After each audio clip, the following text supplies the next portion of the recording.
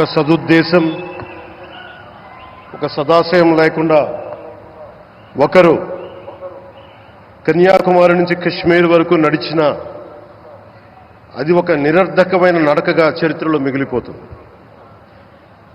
కానీ ఒక సదాశయంతో, ఒక సత్సంకల్పంతో ఇంకొకరు కన్యాకుమారి నుంచి కశ్మీర్ వరకు ప్రజలందరితో మమేకమై వారందరినీ ఏకతాటిపైన నడిపిస్తే అది ఆత్మనిర్భర భారత్ అవుతుంది. అదే కన్యాకుమారి నుంచి కశ్మీర్ వరకు ప్రజలకి వారి పరిసరాల శుభ్రత యొక్క బాధ్యతను తెలియజేస్తే అది స్వచ్ఛ భారత్ అవుతుంది. అదే కన్యాకుమారి నుంచి కశ్మీర్ వరకు ప్రజల గుండెల్లో దేశభక్తి, ధైర్య సాహసాలతో నింపితే అది పటిష్టమైన, బలిష్టమైన భారతం అవుతుంది. అది ఒక రోజున అఖండ భారతం అయి తీరుతుంది.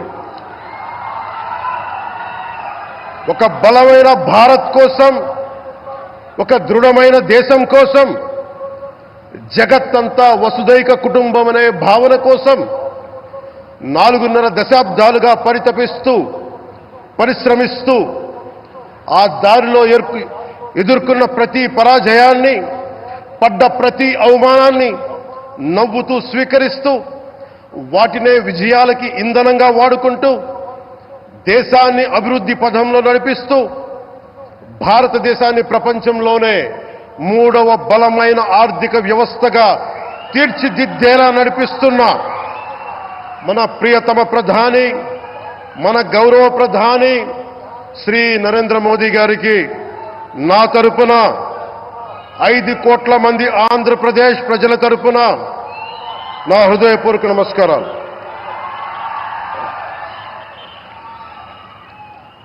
విద్యార్థి నాయకుడిగా రాజకీయాల్లో ప్రవేశించి రెవెన్యూ మంత్రిగా, ఆర్థిక మంత్రిగా మొదలై తెలుగుదేశంకి రథసారథి అయి 4వసారి ముఖ్యమంత్రి అయి తెలుగు ప్రజల్ని అభివృద్ధి పదంలో నడిపిస్తున్న దార్శనికులు, రాజకీయ ఉద్దండులు గౌరవ ముఖ్యమంత్రి శ్రీ నారా చంద్రబాబు నాయుడు గారికి నా హృదయపూర్వక నమస్కారం.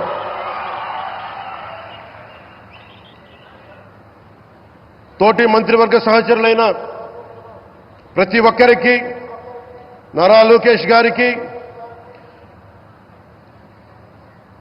ఎన్డీఏ కూటమి శాసనసభ్యులకి, నాయకులకి,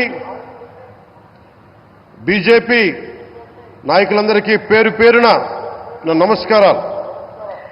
కార్యకర్తలకి నా హృదయపూర్వక నమస్కారాలు.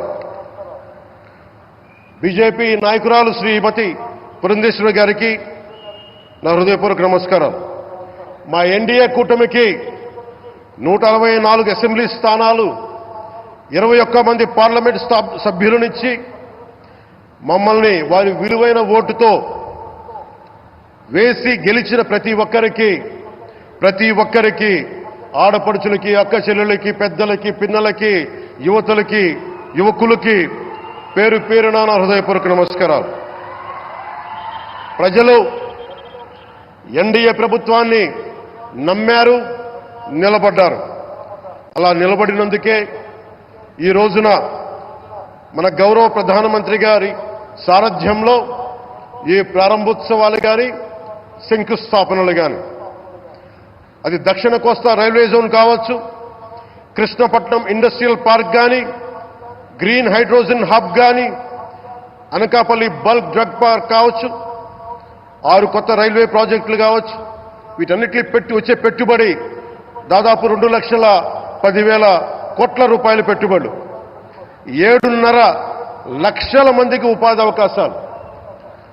అవినీతితో కూరుకుపోయి ఉపాధి అవకాశాలు లేక, ఉద్యోగ అవకాశాలు లేక విలవిల్లాడుతున్న సమయంలో మీరు నిలబడ్డారు.